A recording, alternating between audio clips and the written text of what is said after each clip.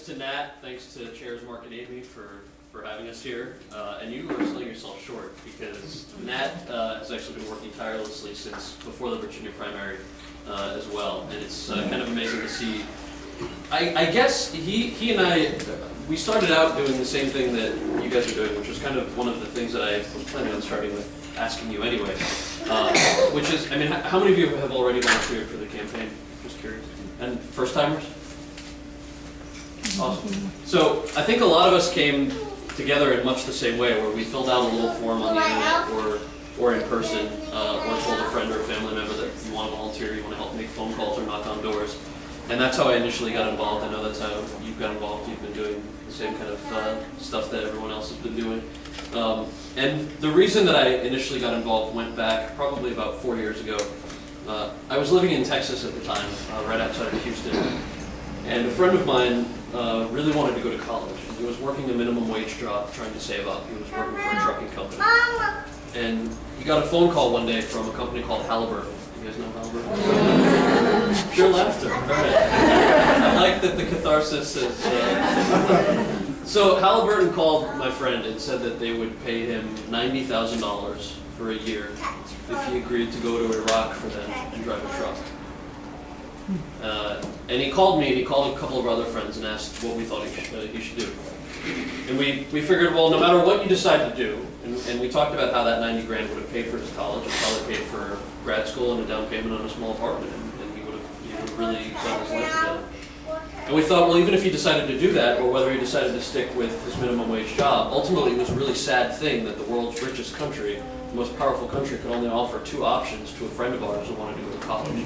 Either minimum wage or 90 grand in a war zone. And I'm a political independent, so I'm not a Democrat or a Republican, and I tend to be very cynical, or I tended to be very cynical. And hearing that story from my friend just made me even more cynical. And I thought, well, we've had, at that point, 4 disastrous years, which turned into 8, of somebody who kept sending our friends overseas, and jobs kept going down the drain or also going overseas, the environment.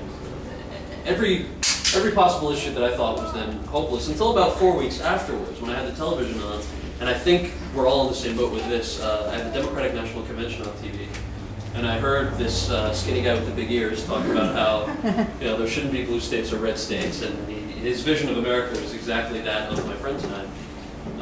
And so I did a little reading on who Senator Obama was, and had no idea that he had started his life in public service on the south side of Chicago, and then became a civil rights lawyer, and then taught constitutional law for 10 years. And I thought, wait a second, we could actually have a president who read the Constitution?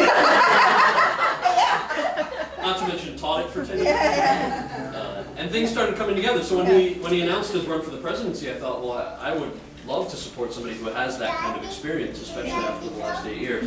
So I signed up to volunteer, and as Nat pointed out, went out to Iowa for what was supposed to be 3 days.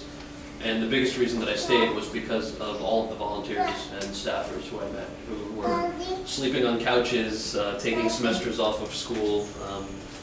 Folks who would come in who had maybe 3 or 4 kids at home, who the families would get together, and one person would babysit the other one would come and make phone calls. I decided I should stay, so I ended up moving there for about a month and a half.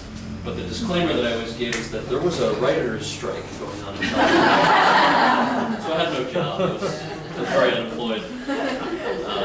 But one of the interesting things we realized during that writer's strike, actually, when we were out in Iowa, had to do with the internet, which is a fairly recent invention, and particularly MySpace, YouTube, and Facebook. I know most of us have probably seen at least one video on YouTube. If we haven't personally, then it's CNN loops all these campaign clips that they find on YouTube and for all the candidates.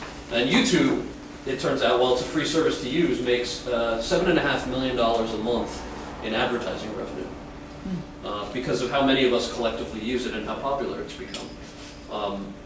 MySpace, a social networking website, recently sold for $580 million, and this particularly speaks to what some of the younger volunteers had done. Facebook, which was started by 3 college guys in their 20s in Boston a couple of years ago. These 3 guys are still in their 20s. And Facebook was recently valued at $1.6 billion. So a bunch of us were sitting in Iowa. It didn't matter what age group you were, but we realized, well, over the last 8 years, as disastrous as politics has become, our generation had kind of created billions of dollars in wealth for our peers. And if we could do that, then certainly we have the power to change the face of a presidential election. Because all of that wealth was created just by sitting in front of a computer or a television. That's it. So things kind of amped up a little bit. There were more and more volunteers as folks were sharing their stories, and I think it all culminated with the story that I'll share with you guys real quick.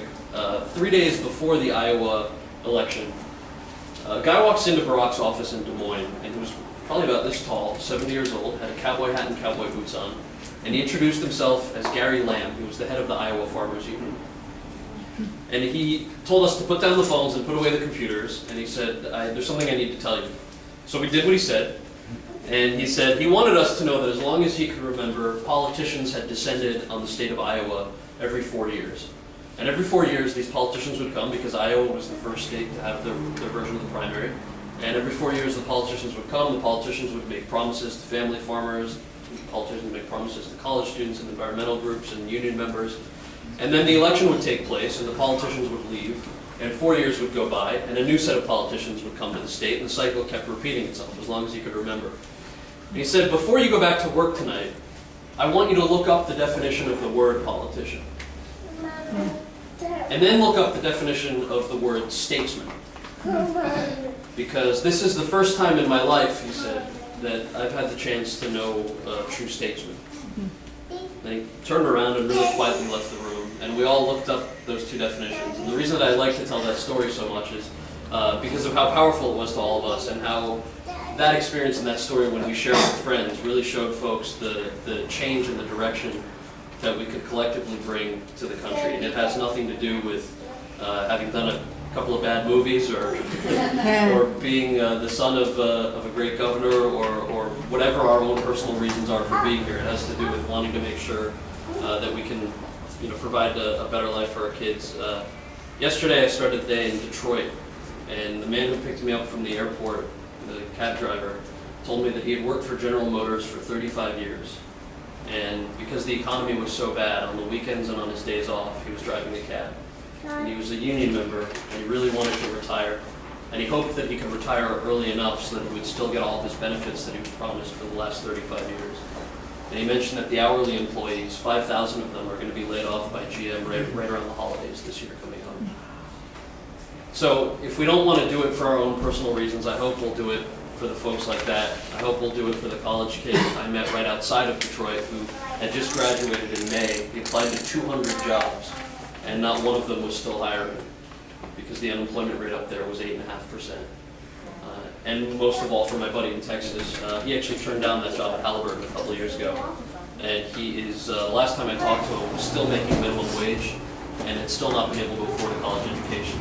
And I would love to see him have all the opportunities that I know I took for granted. So on behalf of all of those folks, on behalf of Senator Obama and the whole campaign, I want to thank you guys for being here, and thank you for all the efforts. And if you can bring a friend the next time you come in to volunteer, even if it's only for an hour of phone banking or an hour of registering new people to vote, it would make a huge difference. Virginia's a big battleground state, and I'm honored to have the chance to be here with you guys today. So thank you.